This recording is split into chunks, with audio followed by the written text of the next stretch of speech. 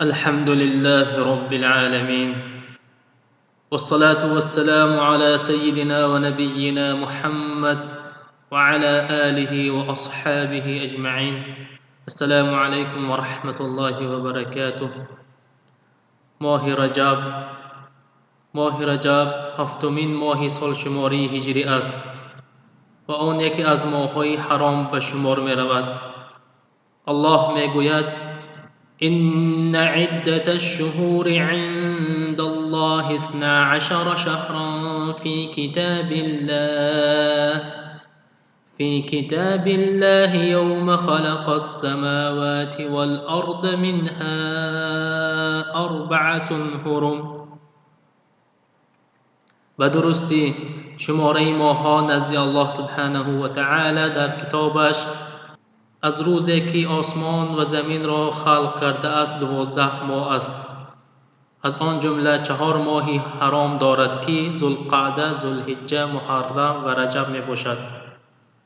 در حقیقت ماه رجب در نزد عربها در زمان جاهلیت یکی از ماه‌های مقدس و بزرگ بود. این ماه در نزد عربها از روی تعظیم و احترام بود که آنها در این ماه جنگ را ترک می‌کردند، زیرا ماهی حرام بود.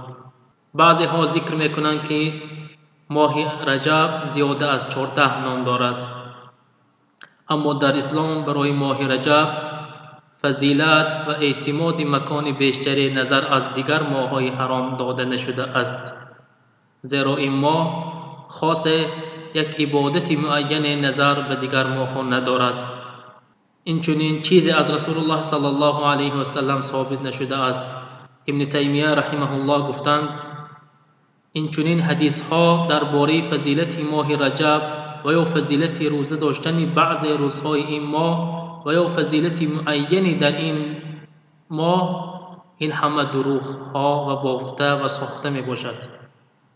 این چنین ابن قیم رحمه الله گفتند: همه حدیث هایی که درباره روزه گرفتن ماه رجب و نماز خواندن در بعض شب‌های آن ذکر شده است، این همه دروغ بافته می باشد. برادران و خواهران، بنابراین برای ما واجب است که در این ماه از بدعت و نوآوری ها که بسیاری مردم با آن گرفتار شده‌اند برحذر باشیم.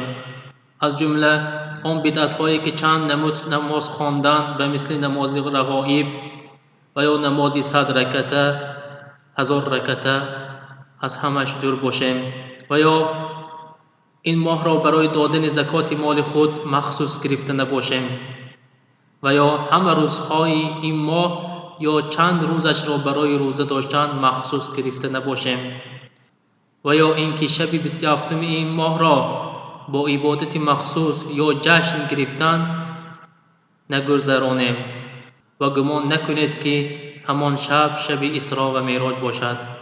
برادران و خواهران، اما کسی که عادت داشته باشد که هر دوشنبه و پنجشنبه یا 3 روز از هر یک ماه روزه گرفته باشد، می تواند در این ماه رجب نیز روزه بگیرد.